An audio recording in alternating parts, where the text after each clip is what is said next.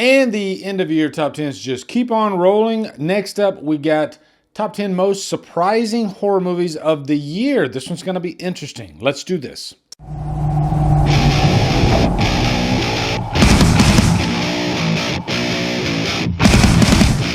What's up, guys? Welcome to another end of year top 10. I am really having so much fun with these. I just did 3 of them. I did 2 top 10 best of horror, 1 worst horror, which that's the last one. That one's doing really well.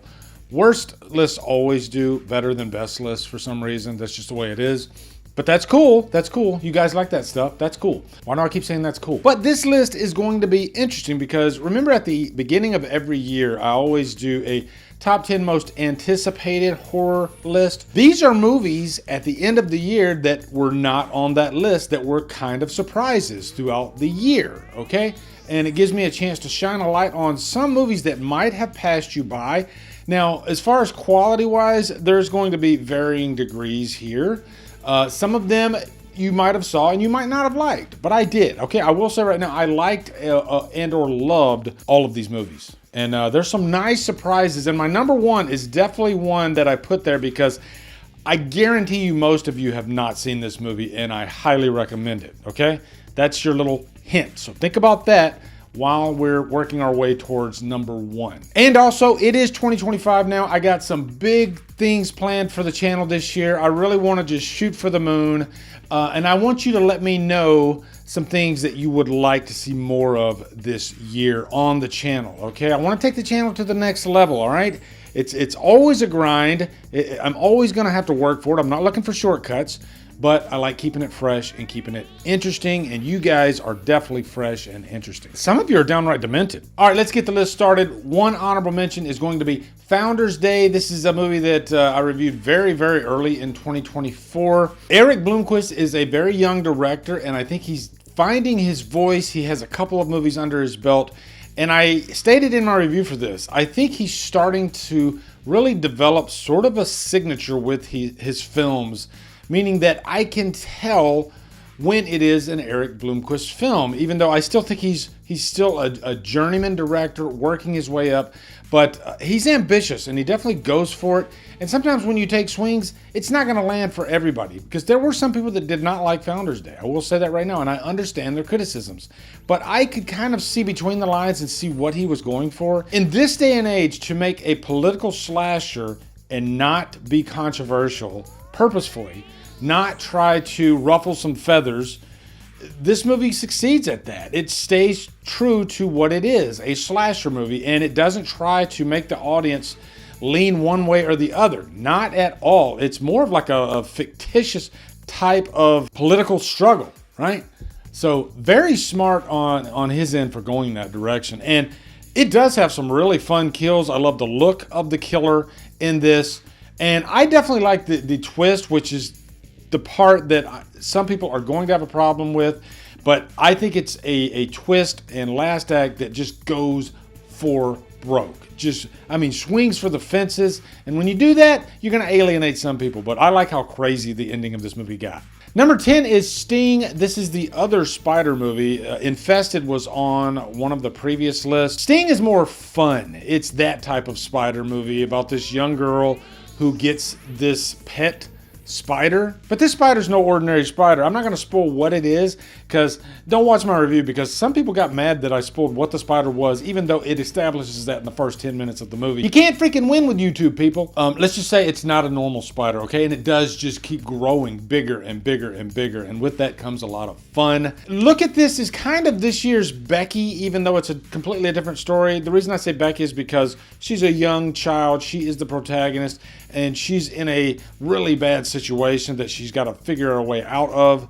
And yeah, so much fun. And number 9 is Stream. I didn't do that on purpose. I swear to God, I didn't want to try to make these 2 movies back to back sound alike, Stream, Sting, but Stream is from some of the creators of some of the Terrifier movies, without getting myself in trouble in the comments, because if I said, I think I said Terrifier 2 and 3, or it could be 1 and 2, I don't know. And you always correct me when I'm wrong. I love that. But let's just say some people behind Terrifier or behind this movie. David Howard Thornton actually is one of the killers. Look, this movie knows exactly what it is. It's a fun, one location, psychotic. I don't know if it's a slasher. Is it a slasher? I'll let you determine that. But there's a lot of killing in this movie. The idea of this movie is that all the guests are pretty much fodder for these killers. And there's a lot of killers. So it's kind of just a killer smorgasbord, I guess. And you do have some horror vets in this, like Danielle Harris, Jeffrey Combs, and many more.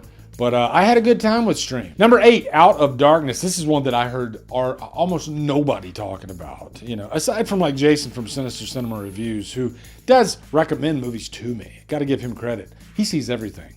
And Out of Darkness, I believe this is a Bleecker Street company that did this movie. They sent me a screener for it. I watched it and I actually quite enjoyed it. It's a prehistoric psychotic creature feature type deal. And there's like a power struggle amongst the tribe, but there's also like an unknown entity in the woods. Think of stuff like The Village, because you're always trying to guess, is there something in the woods, or are these people in this tribe just kind of losing their freaking minds? And there's definitely a power struggle because, you know, again, this is a prehistoric movie. You have the hunters, gatherers, and you have the lady folk that are supposed to, you know, give birth and all that stuff. One of the main female characters, she is one of the stronger minded people in the movie. And so there's like a power struggle. But I really enjoy this. It's another one that had a really cool twist ending as well. Number 7, Winnie the Pooh 2, Blood and Honey. And guys, this is my first interaction with the Winnie the Pooh series. I didn't even see the first one. Still haven't seen the first one yet. But I was curious about this one based on the word of mouth, and I was not disappointed. And it's one of those movies, I feel like I don't need to watch the first one because I kind of know what has happened. They do a good job of explaining that. But this one, you can tell there's a bigger budget than the first movie. The filmmakers definitely had more in the way of like locations and equipment and time. And they were able to just put forth a bigger and better product, but still keeping it dark and intense. I haven't seen the original, the first one.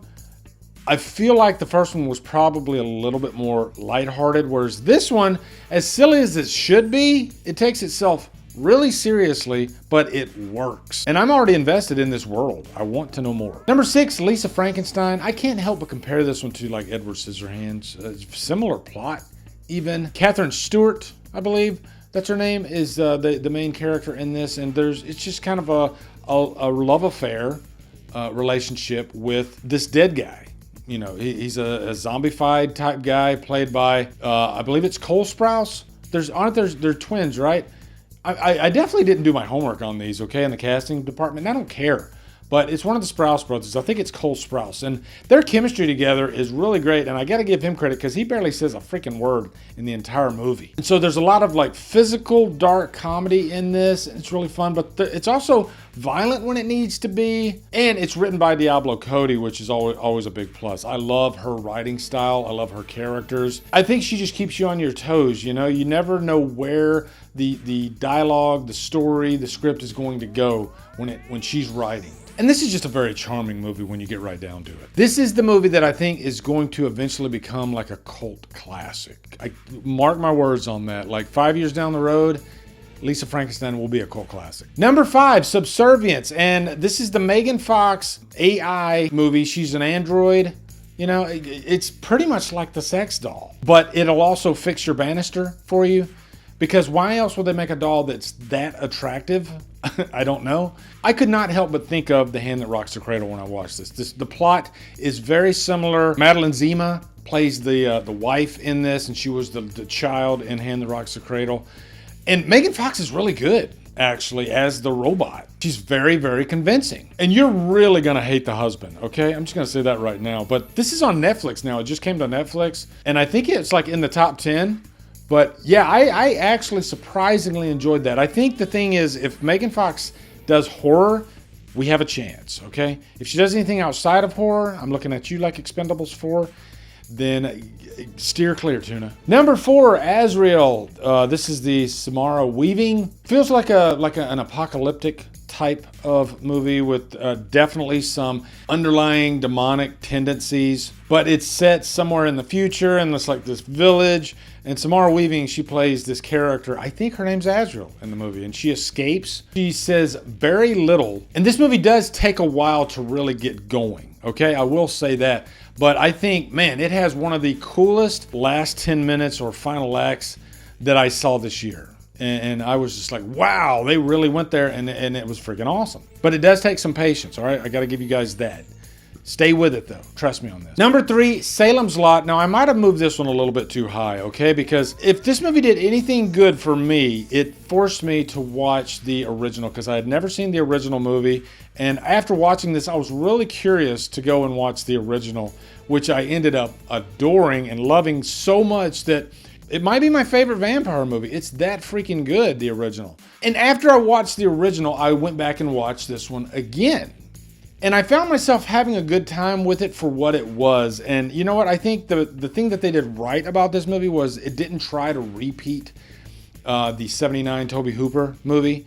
It's a completely different feel. Same story, but it's modernized, and I think it's modernized in a good way. It's not perfect by any means. It was perfect for, like, you know, direct to streaming, like a Max movie. And I think this one had been sitting on the shelf for like a couple years. I am glad it came out though, because it made me a Salem's Lot fan of the original. And it's nice to see Spencer Trick Clark getting some work. You know, he was denied Gladiator 2, which pissed me off. But he was good in this. Number 2, Monolith. And if you want a movie that really just gets under your skin and it's really just one character in one location, she happens to be a podcaster, she has a dark past, an accident or a mistake on her part happened. She's kind of a canceled type of character that's just trying to put her life back together. But then there happens to be this, like, brick is what it's called in the movie, okay? This is a science fiction type of film. And you can think of the brick as, like, say what the Ring of Power was in Lord of the Rings, right? And it causes you to tap into your dark side. And she already has a dark side because of her past. So another one of those movies that constantly kept me guessing. And I loved the performance of the main character. I think she was amazing. And an ending that is quite ambiguous. And I mean that in the best way. And number 1, this is that movie that nobody has seen that I really loved. The movie is Wineville. Brandy Roderick, former Playboy Playmate, actually directed this movie. Did she write it? I'll have to check and see. But this movie surprised the hell out of me.